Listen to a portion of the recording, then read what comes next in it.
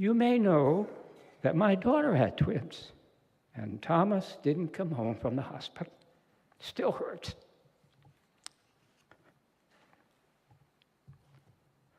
July 20, 2013, Ransom, quote, "Principles are more important than rules," and that from an auditor. April 23, 2016, Ransom, "All Christians are called to be kind, and my granddaughter is my reason for living."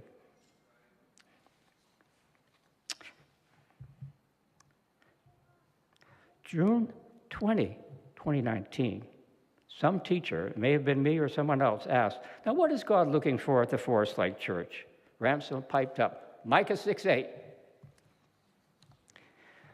The last entry I have in my journals is March 2023, where he recommended that I keep reading Keep On Keeping On by James Gilly. It may have been Gully, I'm not sure. I think so. I didn't record, but remember his delight in showing up at the church office when a single mother with children was making her case for help. I think he told that story 3 or 4 times. He forgot. Anyway, he was glad to be there, and he had the money. Not in my Sabbath journal is a memory particularly dear. Ransom got in his head the idea of taking his friend, Sandy Graves, a World War II veteran, on a Sunday trip to the Fantasy of Flight Air Museum. He invited me to go along. We walked inside. It was a wonderful place. Talked with the men who were doing the restoration, who told us they had enough work for 100 years. And then we found ourselves looking up at a 1940 Martin B-26 Marauder, the so-called Widowmaker. Sandy explained why. We were looking at the only B-26 in the world still capable of flight. A security person said, "Keep your distance. This is a rare plane." And I just looked at him and said, "You realize that this little man here actually flew 65 bombing missions over Germany and France in those airplanes? 3, because some of them, when they landed, never went up again." The man's attitude changed. He said to Sandy, who was close to his 90s, "Now, why don't you go up there?" And Sandy climbed that ladder up, and he sat in that pilot seat that looked just like it did all those years ago when he was not 90, but 19. We sat up there with him, and we listened to him revel about the past, what it was like to be in a flight, what it was like to get through it and come back, and about those 6 or 7 men in there, each of them trying to stay alive and do their work. I think what a treasure Ransom gave to Sandy. This tribute comes from Linda. I'll read it on her behalf. "Ransom was my best friend for 7 years. He encouraged, nurtured, and taught me many things. He was always kind, complimentary, and a true gentleman to me. We spent every Sabbath together, and it was the best day of the week. After lunch on Sabbath, he would take me to visit everyone he knew that was in the hospital or the nursing home, and then go home and call people he felt needed encouragement. Just for the sake of it, how many of you got a Sabbath afternoon call from Ransom's? Yeah, I'm seeing some hands go up around here. I got them too." Linda continues, "If the church doors were open, he wanted to be there. He loved going to count money and checking in with the church office to see what was going on. In true Ransom fashion, he always went around turning off lights that weren't in use and, yes, and checking to make sure the air conditioning was not in the classroom that was not being used. Always trying to save money for the church. He loved this church, his bridge builders, Sabbath school class, and especially passionate about the children's ministry and all things related to children. Pastor Mark Reams called Ransom our church's biggest cheerleader. He was also very passionate about helping people with needs and loved nothing more than spending happy dollars to help. He was very proud of the fact that this account did not accumulate too much money, since it got spent to help. Ransom all loved gift and thrift and spent many hours, years, volunteering. After his health declined, and he could do this no longer, he would always say, I want to get better so I can go back. His family was his biggest joy and pride. His children, their spouses, grandchildren, and great-grandson. He loved receiving calls from his family. His granddaughter, Lily, called him often. At the end of the conversation, he would say, I love you, and she would always answer back, I love you more. And they would go back and forth with sweet exchanges. Good night, my sweet friend. I will see you in the morning.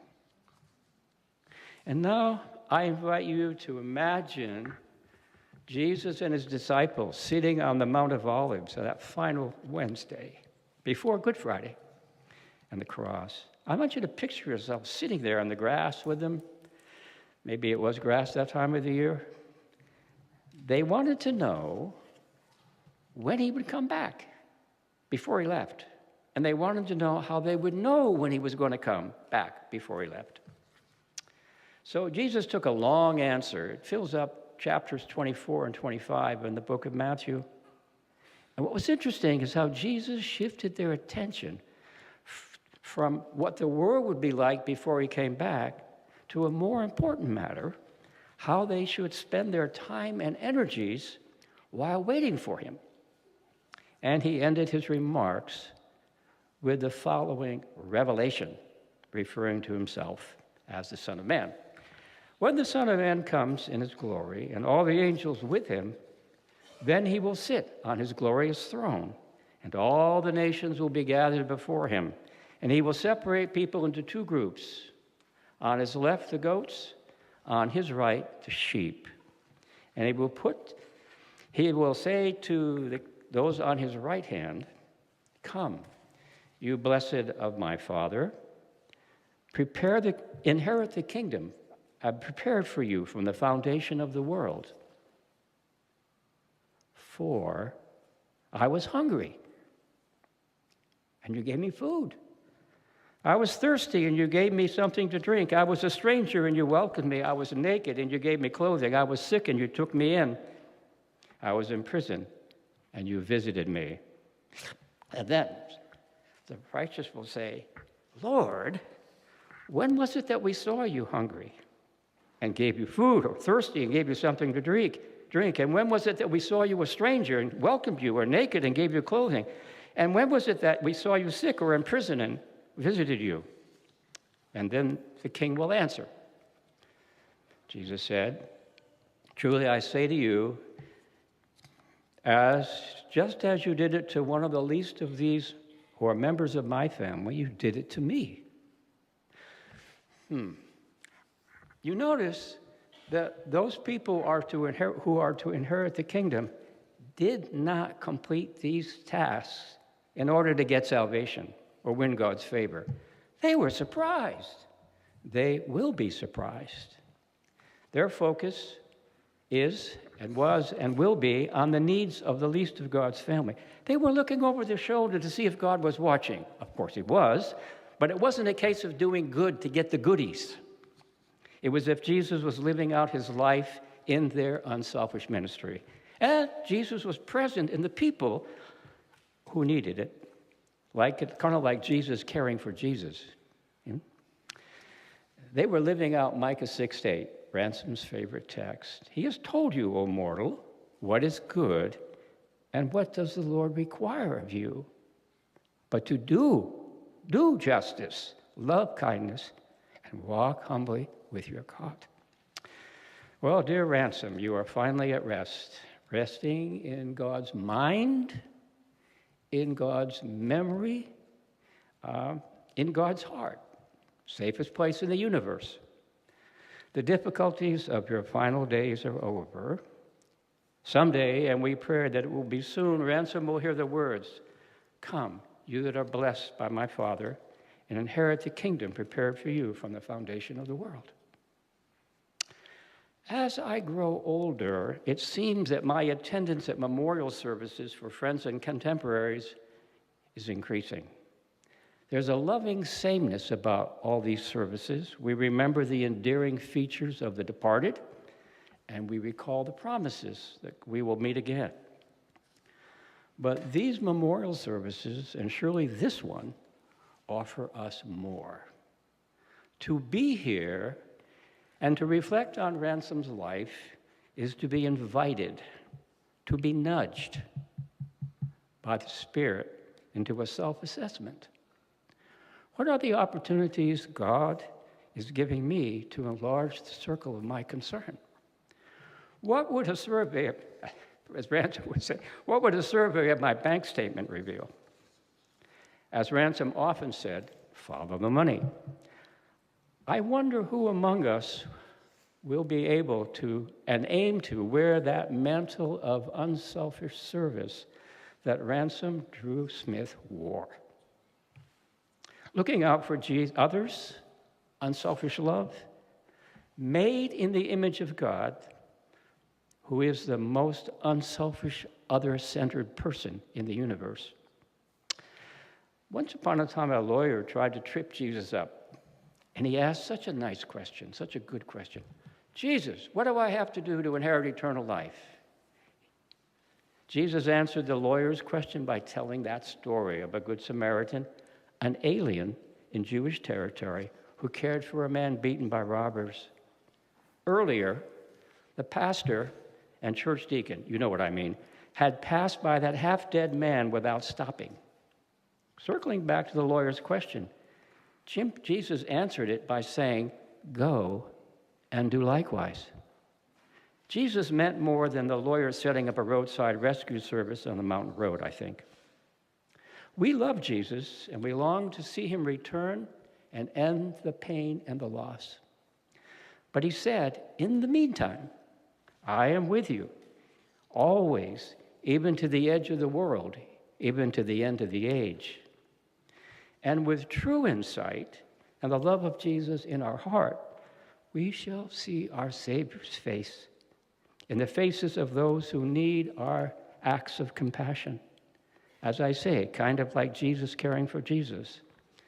That's our calling, not necessarily for the nice, but for the needy.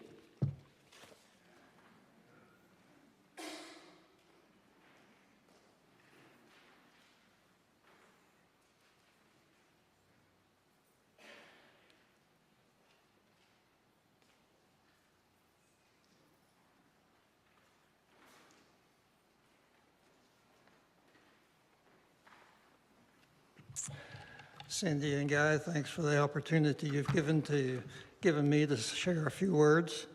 And much of what I say will simply be a paraphrase of what Dr. Bercy has already mentioned. As I mentioned in a pictorial that I put together for Ransom a while back, Ransom was one of a kind. And it will be impossible for me to paint his full portrait in just a few minutes. My friendship with Ransom goes back more than a half a century. That would place him as a young man of about 30 years of age.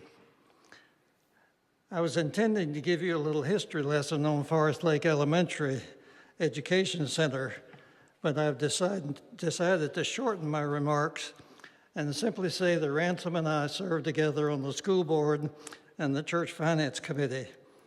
As usual, money was a problem.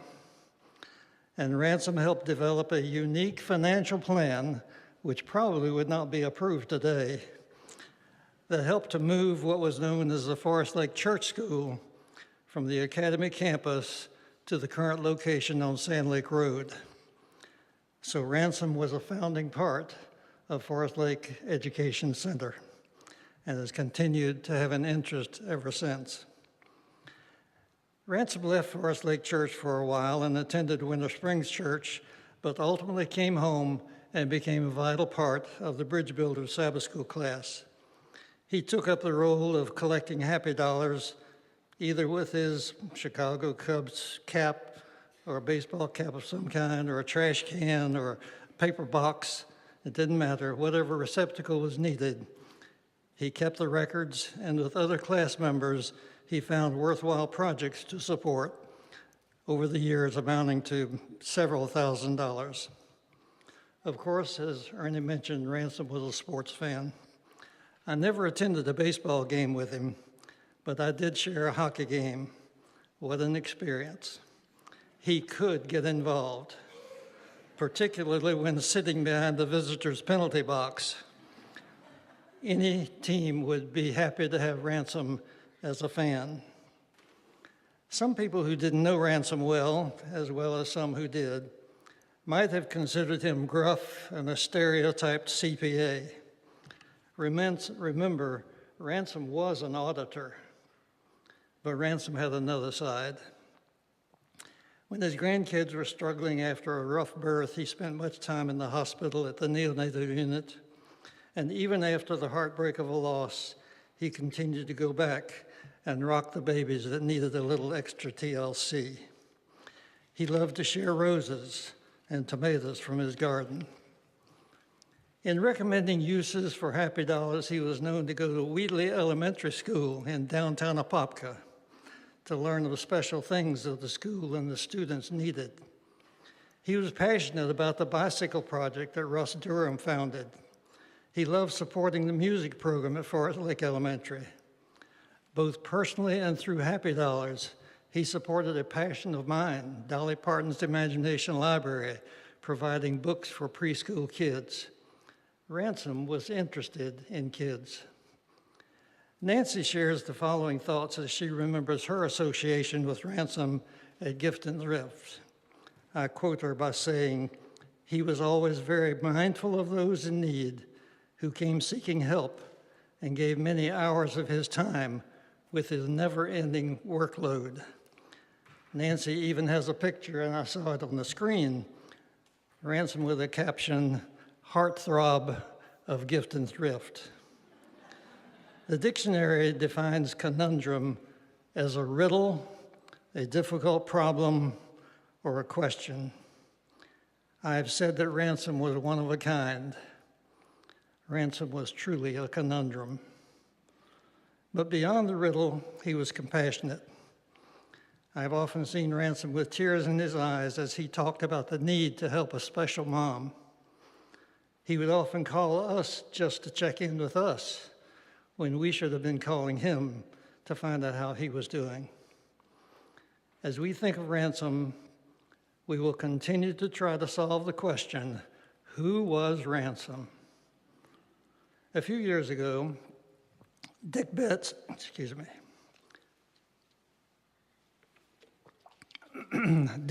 a mutual friend, shared the following words of poet Mary Ann Rodmacher used to describe a friend.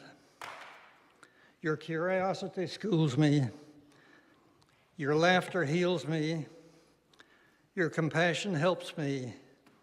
All that is good in me is made better by you, you who names me friend." For Nancy and me, the conundrum is solved. Ransom was our friend.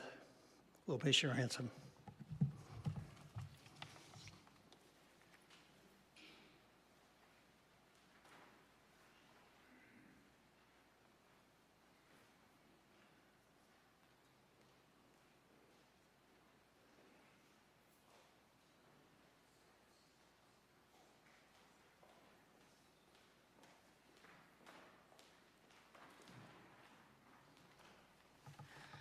I knew Cynthia and Guy when they were just children, and it was a pleasure to see you today, and I think I could have picked you out of a crowd anywhere. You haven't changed in looks too much. When I was asked to say a few words at Ransom's service, I thought it was going to be easy because I had known him for years, and there was had lots of material. And so I thought, my thoughts were twirling around in my head, and they came quicker and faster, and I began to think, this is like shooting at a bullet that was revolving around and around. So anyway, I tried to put some together, and I hope that you will remember and share some of these. The first time I recalled Ransom was at a church board meeting. It was about considering the building of a new church. And there was many discussions went on with assorted opinions for a longer time than usual. I noticed a young gentleman sitting, getting very restless, moving around in his seat, and finally he stood up and said, "I need to ask some questions. Is there any money available? And is there any financial plan for this material?" I knew at once he was a numbers guy and no doubt worked in finance. I likened him to a farmer with a shotgun guarding the hen house, keeping them forever safe from the fox. He was a CPA and auditor, and he told me many stories about working in different state entities and the state prison. He said they have $2 bills in state prisons, and I don't know if he was talking about the oddity of it or if it was just the currency. I never found out. As we became better acquainted, I saw a man with a very big heart. Being an extrovert, he never met a stranger, and that allowed him many opportunities to find who were in the need of a hand up, a little help that would make the difference. And Ernie and Frank have reiterated that many times, if that was his joy. The bridge builder class owes much to his enthusiasm and his baseball cap that collected each week with the happy dollars. And as the people shared their happy dollars with their many blessings and happy stories, an assortment of the happenings in their lives. There were many they used for, there were many who had shared their blessings about their grandchildren and so forth, and it even came down, after the years passed, to health reports. Ransom was a king of visitation, of Sabbath school. Afternoon was dedicated, like Frank said, to many of the people in hospitals, nursing homes, and others, recuperating at home. Their families were very grateful and thought of his thought and concern. Ransom often would tell me about his mother, and I got the impression that she was a force to be reckoned with. And then I remembered and realized that the apple didn't fall too far from the tree. She was very pleased when he enrolled in Emmanuel Missionary College. It was no doubt her dream for him. And one day, there was a man that knocked on her door in her home in Illinois. And she answered it, and there was a gentleman asked to speak to Ransom Smith. She inquired as to the reason that he wished to speak to him, and proceeded to tell her his name and that he was a scout for a minor professional baseball league. She wouldn't tell him any information at all and told him never to come back. Well, it was a long time before Ransom ever knew about this story, which could have been a thrill of a lifetime. Those who knew him knew of his love of baseball and his game. Hockey and baseball were his game, but baseball was the best. He played it, talked it, ate it, and slept it. He was a very good player and had lots of trophies to show for his achievements. And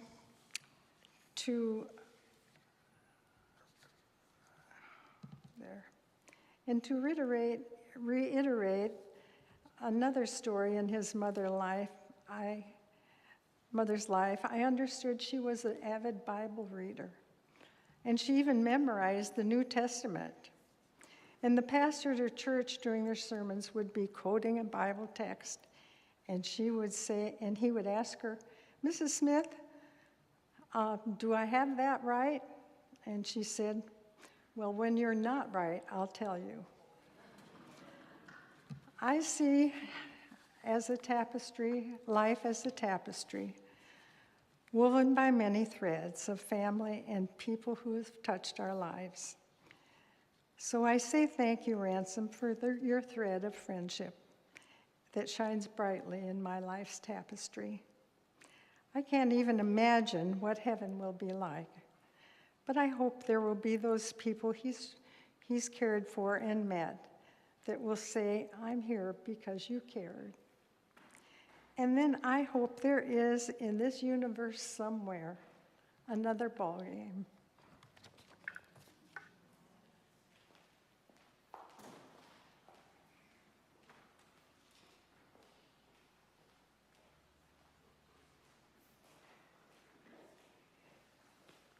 Did somebody say baseball?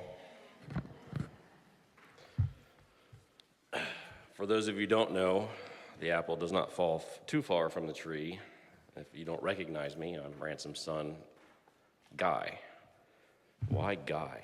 I guess they didn't know I was going to be born. When it came time to discharge my mother, they realized they needed to come up with a name. So much for that auditor planning. So they gave me his name. I'm Ransom II, not Junior. Junior wasn't good enough. I want to first thank everyone for being here today and sharing this memorial with us. Dr. Bursey, Dwan, Frank, Pastor Sherman, Aaron for leading the song, Joyce for the piano, and for all of you coming. Lots of familiar faces here today.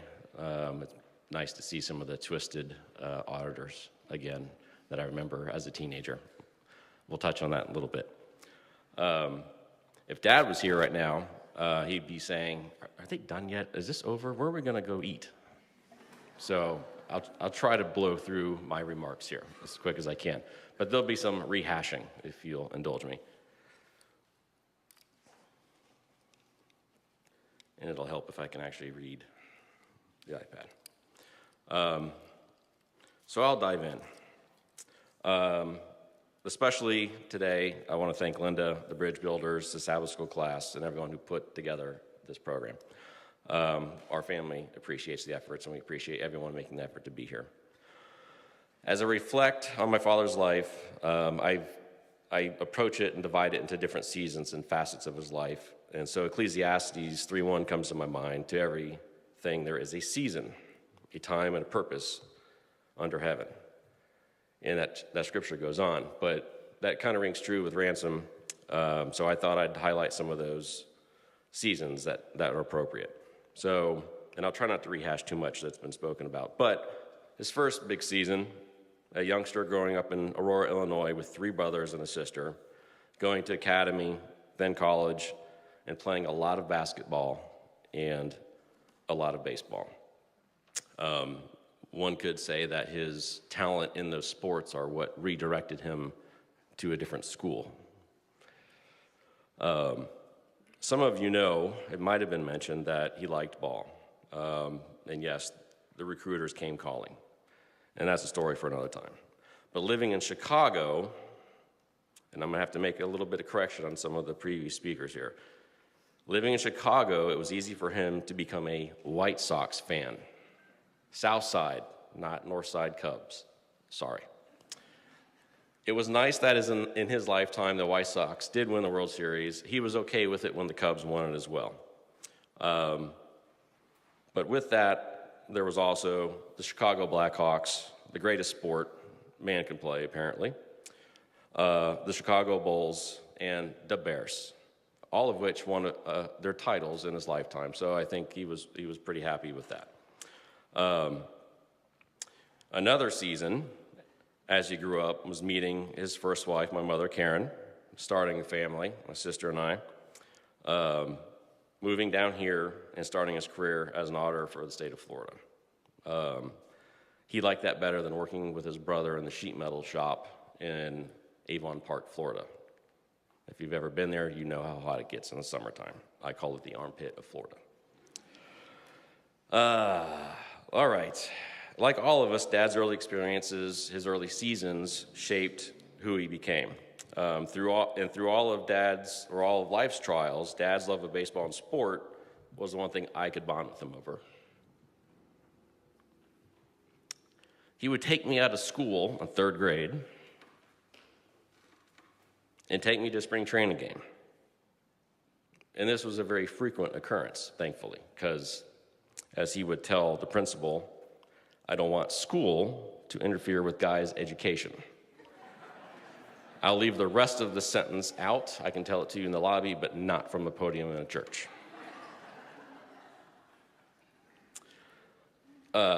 And often, when we go to spring training games, we would meet his brother Robert. Sometimes, and as I mentioned, he lived in Avon Park, sometimes cousins who were down from Illinois or who were helping and working with my uncle, and work friends from the Auditor General, and occasionally church friends. But back then, it was mostly work and family.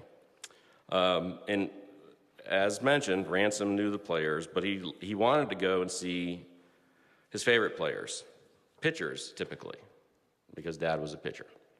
And most memorable was Roger Clemens. Unfortunately, he played for the Red Sox, the arch enemy of the White Sox. We'd go to places like Haines City, Lakeland, Kissimmee, Winter Haven, even Orlando at Old Tinker Field, and see teams like the Tigers, the Red Sox, the White Sox, whoever's playing, preferably the White Sox, but any baseball game was good enough. As I got older and could play ball, Ransom drafted me into his office softball team for the state auditors. Many of those guys are here today. If you didn't see the little retirement poster they made him in the lobby, you need to check that out on the way out, by the way. Apparently, I could hit and run fast, making it to base. That was why he was interested in my abilities. I can think of a couple people. Well, there was one guy in particular, I won't say his name just yet. If he made it to first, he needed someone to run out from the dugout with a pack of cigarettes, because he needed some oxygen to get it to second for the next play. It was a good time with my dad, his spirited, fun-loving coworkers, and it was nice to have that approval from Dad. Some of the guys would be Paul the Bod, Rick and his Chinese yo-yo, Keith is here, and Jeff is here, and I recognize a few other faces as well. And it was nice to also have Brenda and Beverly, some of his coworkers, here as well. I don't think they played ball, maybe. That was not a place for a lady.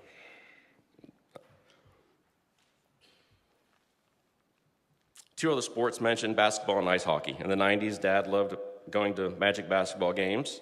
I was fortunate enough to be his number one companion when my school allowed. I would leave school in Savannah, Georgia, and drive directly from class as fast as I could to Orlando to be here in time to make it to a game, especially when the Bulls were in town. I don't know if you remember, but the Bulls were pretty good in the 90s. They won 6 titles. So that was a lot of fun. As mentioned, the Solar Bears came. Dad was one of the first 10 people to call when they announced the team to get season tickets. And he selected the front row behind the opposing team's penalty box on purpose. I've never seen it before. It was shocking to see these hockey players turn, and I can't say what they said here. But Dad had a talent to get under their skin. Anything to help the home team.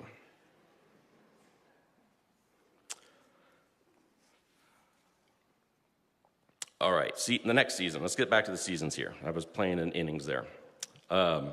Ultimately, I believe Dad's best season started when he became a grandfather. I think most of you would agree. He found a sweet spot when he became a grandparent. First Curtis, then Aaron, later Lillian, and more recently, Laura, plus Kason, his great-grandson. It's been said they were his pride and joy, and Cindy and I are very blessed that that was the case. Just yesterday, our family spent the afternoon together at Dad's house, playing in the backyard like we did so many years ago, laughing at many memories about Ransom and his grandchildren. Just ask about the Woody doll afterwards when we're done.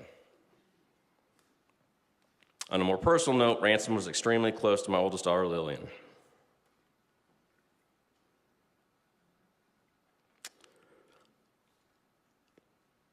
Anything she needed, he would bend over backwards.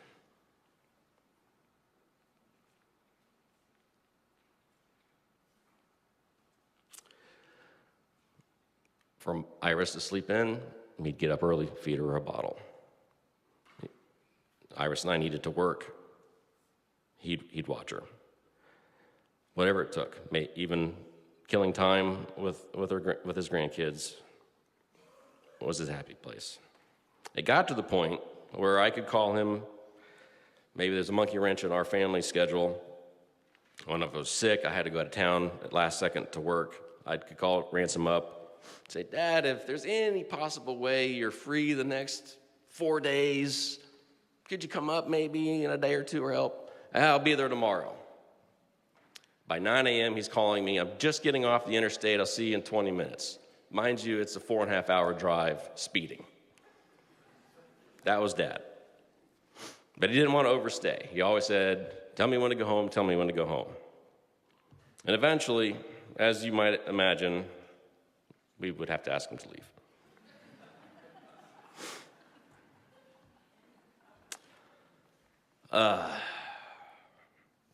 So I'm just going to touch on 2 more things. It's Dr. Bursey and Frank and Duane talked about what I saw as another season is his relationship with those here at this church and his involvement here. But I will say that after he retired, this place became his primary social circle. And it was here, mentioned already, about 7 or 8 years ago, he met Linda Cook.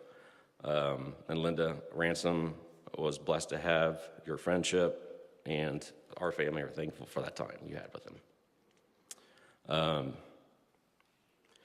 And not only that, we are greatly appreciative of how your entire family welcomed Ransom. Aaron, Shelby, and the boys, thank you. You actually meant the world to him. All right, so let me close with one more story.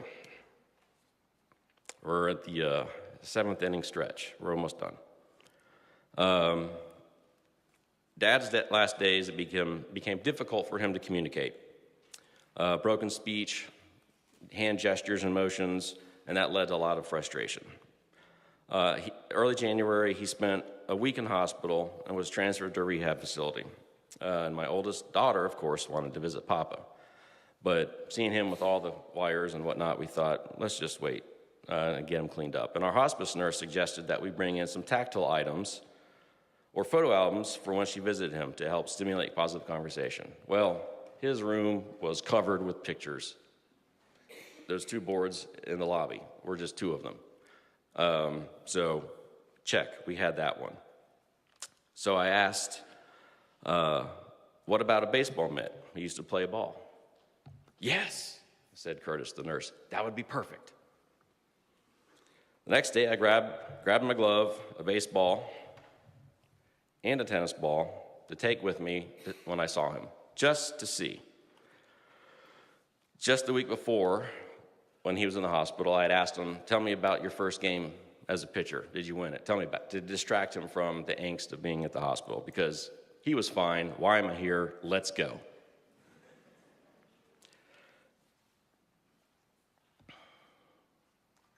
So we get to the rehab center, said our pleasantries, and he perked up when he saw us, and we exchanged pleasantries. And it was nice to see him recline in a chair, looking out big windows into the trees and sunlight. So after a moment, I asked him, I said, Dad, something to the effect of, Dad, would you like me to bring you a baseball mitt to mess with? His response was quick, and he said, it's on the shelf. You see, it's on the shelf meant it's on the shelf at his house in Florida in the utility closet next to his White Sox batting helmet. He knew exactly where his mitt was.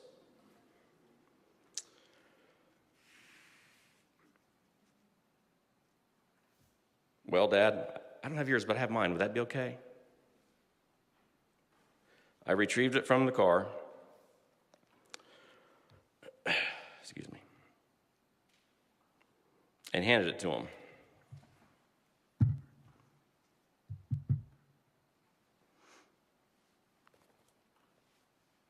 Instantly, hand comes up.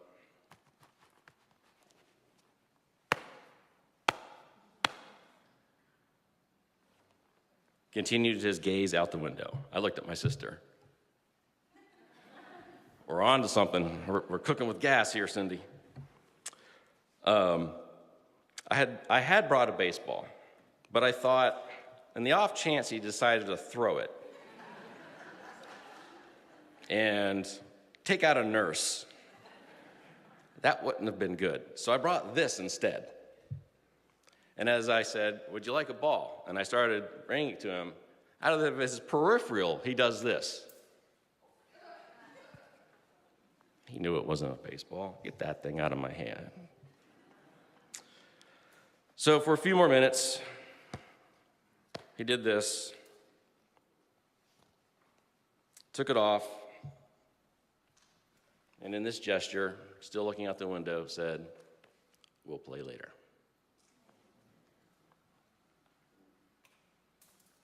I look forward to that day. Thank you.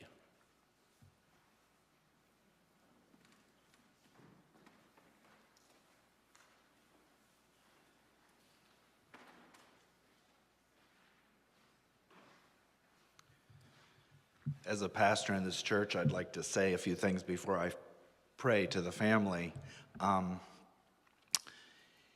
Your father would call me, and this is very rare for pastors. He would encourage me. I would get an encouraging call from him. As principal at Fleece and pastor here, he also had a lot of advice for me. And most of it was pretty good and practical. People like to say that the church is full of hypocrites. Not when Ransom's in the church. He was a genuine, real person. And the final thing I'll say is, we were a better church because he was here. And he will be greatly, greatly missed. Father in heaven, we thank you for the hope that we have in you, that this is not the end, it's a pause. We thank you for this kind, genuine, authentic, real person who lived his Christianity, who cared for people, who loved his family, who loved his country, who loved sports, and who loved Jesus very much. Amen.